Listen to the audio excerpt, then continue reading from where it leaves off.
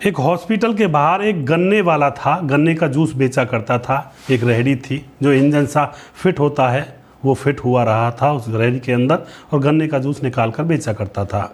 वह गन्ने के जूस को बहुत ही ज़्यादा स्वादिष्ट बना दिया करता था, और जो भी उसकी दुकान पर उसका गन्ने का जूस पीता था वह बार बार उसकी दुकान पर आया करता था, क्योंकि उसके पास एक पर्सनल मसाला था गन्ने के जूस में डालने के लिए।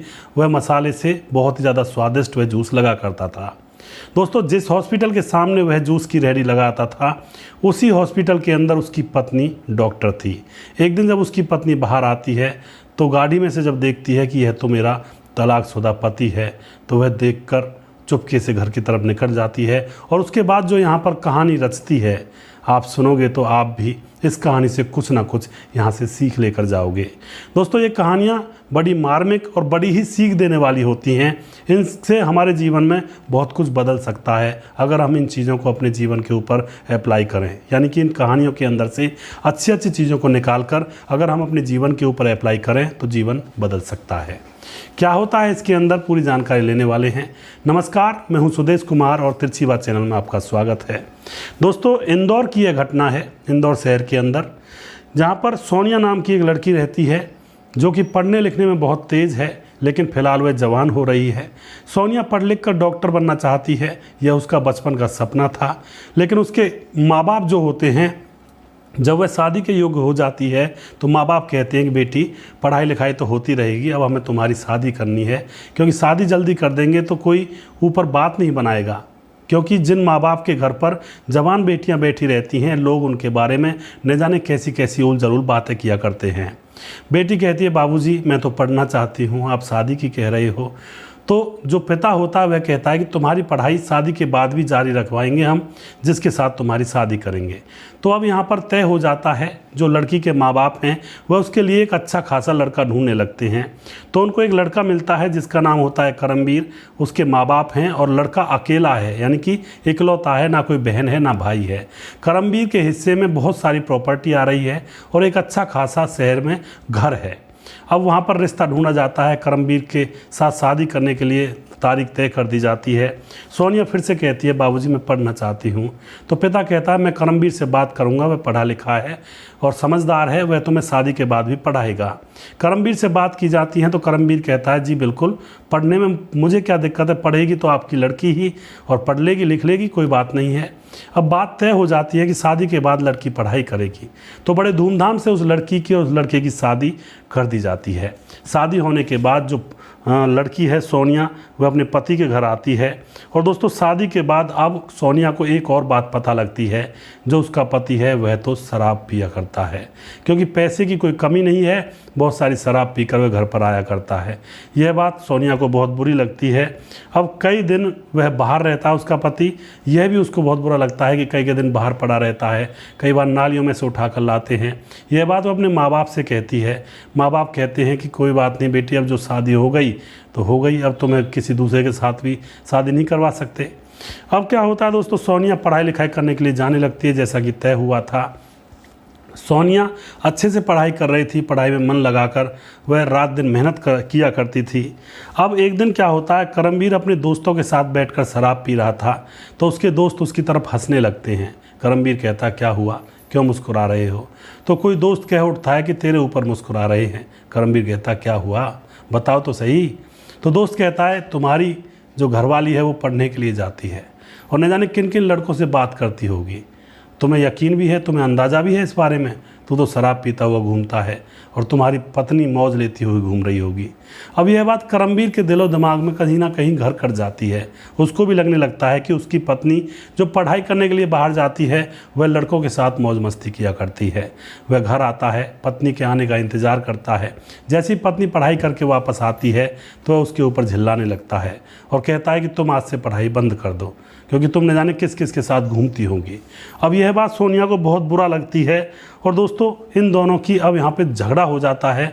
और झगड़ा होते होते अब करमवीर अपनी पत्नी के पेट में लात मार देता है। पत्नी सोनिया जो कि गर्भवती थी 2-3 महीने की, अब उसके लात मारने से सोनिया का जो गर्भ है वह गिर जाता है, यानी कि बच्चा गिर जाता है। सोनिया को हॉस्पिटल में एडमिट करवाया जाता है। लेकिन देखिए दोस्तों, पति का काम, पति अपनी पत्नी से मिलने के लिए भी नहीं आता है हॉस्पिटल में, ना ही ये कहने के लिए आता है कि मुझसे गलती हो गई, मुझे माफ़ कर दो। सोनिया इतनी परेशान होती है, वह भावुक हो जाती है, रोने लगती है, अपने माँ बाप से कहती है कि मम्मी पापा, करमवीर मुझे देखने के लिए भी नहीं आया, मेरा बच्चा तक गिर गया। अब माँ बाप कहते हैं कि बेटी अपने आप को संभालो। लेकिन दोस्तों, सोनिया को पढ़ाई करनी थी। सोनिया अब हॉस्पिटल से ही अपने मायके चली जाती है, क्योंकि पति के प्रति उसका मोह खत्म हो गया था। पति ऐसा कृत्य करता था। मायके में जाकर वह खूब पढ़ाई करती है दोस्तों, पढ़ लिख कर अच्छे नंबर लाती है, और एक दिन वह फॉर्म भरती है और सरकारी अस्पताल में उसका डॉक्टरी पर नंबर आ जाता है। अब उसकी ड्यूटी सरकारी अस्पताल में आती है। अब सरकारी अस्पताल में वह ड्यूटी कर रही थी, बहुत खुश थी अपने जीवन में, लेकिन अभी भी उसके अंदर एक कमी थी कि पति नहीं है और ससुराल नहीं है। लेकिन वह फिर भी ज़िंदगी को जी रही थी। शादी उसने अभी किसी से की नहीं थी। पढ़ाई लिखाई करके जैसे डॉक्टर बन जाती है तो वह अपने हॉस्पिटल में मरीजों की देखरेख करती है। तो हॉस्पिटल के सामने दोस्तों एक गन्ने का जूस बेचने वाला आता है। तो उस जो डॉक्टर होती है उससे उसके जो कर्मचारी होते हैं वह कहते हैं, मैडम जूस बहुत अच्छा बनाता है ये जो हॉस्पिटल के सामने जो रेहड़ी लगाता है। तो मैडम कहती हैं कि एक गिलास मेरे लिए लेकर आओ, अगर इतना अच्छा बनाता है। तो हॉस्पिटल का जो कोई स्टाफ होता है, नर्सिंग स्टाफ होता है, उनमें से एक गिलास जूस लाकर मैडम को पिला देता है। मैडम पीती है तो वह बहुत ही स्वादिष्ट लगता है। अब इस जूस के बारे में मैडम अपने घर पर जाकर अपने मम्मी पापा को भी बताती है कि मम्मी पापा, आज मैंने ऐसा जूस पिया है जो मैंने आज तक ज़िंदगी में कभी नहीं पिया। इसके मम्मी पापा कहते हैं कि जूस की भी क्या बड़ाई करना, जूस तो जूस ही होता है। लेकिन सोनिया कहती है नहीं नहीं, उसमें अलग ही टेस्ट था, उसमें मसाला किसी दूसरे तरीके का डाला हुआ था। तो मम्मी पापा कहते हैं कि अगर इतना ही अच्छा था तो हमारे लिए भी लेती आना, जब कल तुम वहाँ से आओ। तो अपने मम्मी पापा के लिए भी अब जूस लेकर जाने वाली थी। ड्यूटी पूरी करती है और फिर वह गाड़ी में बैठ जाती है और जाने लगती है। एकदम से उसको याद आती है कि मम्मी पापा ने जूस मंगाया था। तो वह ड्राइवर से कहती है, ड्राइवर गाड़ी को जूस वाले के पास ले चलो। और वह वहाँ से जूस लेने के लिए जैसे ही बाहर की तरफ उतरने लगती है तो उसकी नज़र जूस बनाने वाले पर जाती है। जूस बनाने वाला उसका पति करमवीर था और वह जूस बनाकर बेच रहा था। अब वह उसको देखकर उसका दिमाग ख़राब सा हो जाता है, वापस गाड़ी में बैठती है और वापस अपने घर चली जाती है। माँ बाप कहते हैं जूस नहीं लेकर आई बेटी। तो जो बेटी होती है वह कहती है, मम्मी पापा जो जूस बेचता है वह तो करमवीर है। अब माँ बाप कहते हैं क्या हुआ, उसके पास तो बहुत सारी प्रॉपर्टी थी, अमीर आदमी था, आज ऐसी कैसी नौबत आ गई जो है जूस बेचने लगा। तो बेटी कहती है मैं इसका पता लगाऊंगी, आखिर उसके साथ हुआ तो हुआ क्या, वह इस तरह से सड़कों पर क्यों आया।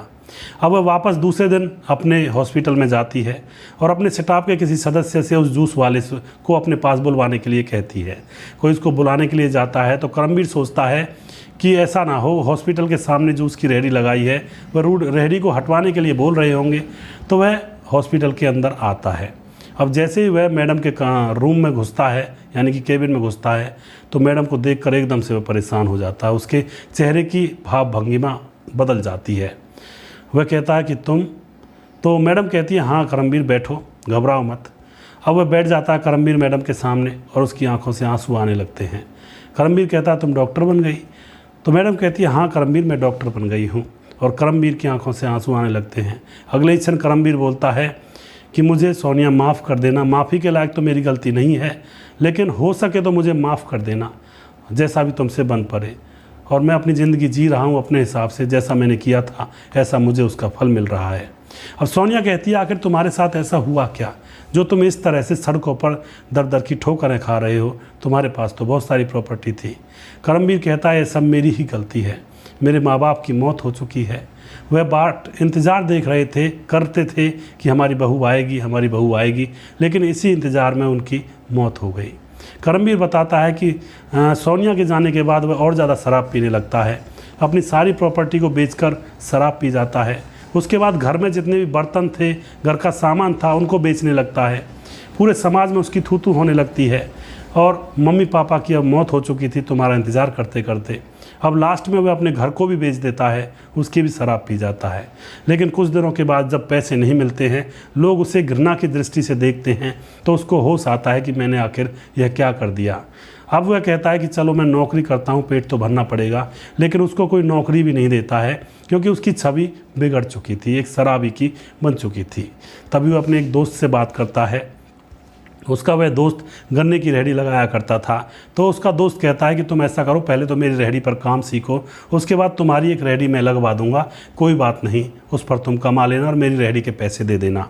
अब यहाँ पर क्या होता है दोस्तों, अपने दोस्त की रेहड़ी पर काम सीखता है और उसके बाद उसका दोस्त उसके लिए एक और रेहड़ी बनवा देता है। लेकिन यहाँ पर करमवीर पढ़ा लिखा तो था ही, एक ऐसा मसाला बनाता है जिसको वह गन्ने में डाला करता और गन्ने का जूस बहुत ज़्यादा स्वादिष्ट बन जाया करता था। तो लोगों की भीड़ अब उसकी रेहड़ी पर बहुत ज़्यादा आने लगती है और बहुत सारे पैसे वह कमाने लगता है और अब वह शराब नहीं पीता है। यह सारी बात वह अपनी पत्नी सोनिया को बताता है। सोनिया कहती है कोई नहीं, चलो ठीक है। अब करमवीर अपनी रेहड़ी पर चला जाता है, नंबर वगैरह ये दोनों ले लेते हैं एक दूसरे का। लेकिन सोनिया अपने घर जाती है, माँ बाप को सारी बात बताती है। माँ बाप कहते हैं बेटी दर दर की ठोकर खा रहा है, तो उससे शादी कर ले, उसने शराब तो छोड़ ही दी है। लेकिन सोनिया कहती है नहीं बाबूजी, मैं ऐसे शादी नहीं करूँगी, मैं पहले देखूँगी वह शराब पीता है या नहीं पीता है। तो सोनिया को पता है जो शराब पिया करते हैं वो शाम के समय महफिल जमाया करते हैं। तो सोनिया अपने पति से लगातार बात करती रहती है और पता लगाती रहती है कहीं ये शाम को शराब पीने बैठता तो नहीं है। लेकिन दोस्तों 1 महीने के अंदर अंदर उसे अंदाज़ आ जाता है कि करमवीर अब शराब नहीं पीता है, बहुत ही अच्छा और नेक दिल इंसान बन चुका है। तो अब सोनिया कहती है करमवीर से, करमवीर क्या तुम मेरे साथ रहना चाहोगे? करमवीर एकदम से भल्ल से रो देता है और कहता है कि ऐसे भाग्य कहाँ, मैंने बहुत बुरा किया है तुम्हारे साथ, क्या तुम मुझे रख पाओगी? सोनिया कहती है रखूँगी क्यों नहीं, तुम ही तो मेरे पति हो, मैंने तुम्हें कोई तलाक थोड़ी दिया है। अब दोस्तों करमवीर आकर अपनी पत्नी के पाँव में गिर जाता है, लेकिन पत्नी उसको उठाकर गले लगाती है और फिर वह दोनों एक साथ एक अलग घर लेते हैं और उस घर में रहने लगते हैं। अब हॉस्पिटल के सामने ही करमवीर जूस बेचा करता है और उसी हॉस्पिटल में उसकी पत्नी बड़ी डॉक्टर है। तो इस तरह से अब इनका जीवन फिलहाल चल रहा है। तो दोस्तों गलतियां तो हो जाती हैं, लेकिन गलती होने के बाद अगर इंसान सुधर जाए तो वह बहुत बड़ी बात होती है। सुधरना हर किसी इंसान को नहीं आता है, क्योंकि ज़्यादातर देखा गया है कोई अगर शराब वगैरह के चक्कर में पड़ जाता है तो ज़िंदगियां निकल जाती हैं, वह सुधरता नहीं है। लेकिन जो इंसान सुधर जाए उससे बड़ा इंसान भी इस दुनिया में कोई नहीं है, क्योंकि इतनी ठोकरें खाने के बाद दोबारा से लाइन पर आ जाए। तो आप यहाँ पर क्या कहना चाहोगे इस घटना के बारे में? अपनी राय कमेंट बॉक्स में ज़रूर लिखा करें। अगला प्रोग्राम जल्दी फिर से लेकर आऊँगा, तब तक आप खुश रहें, सावधान रहें, पति पत्नी प्यार से रहें। जय हिंद, जय भारत।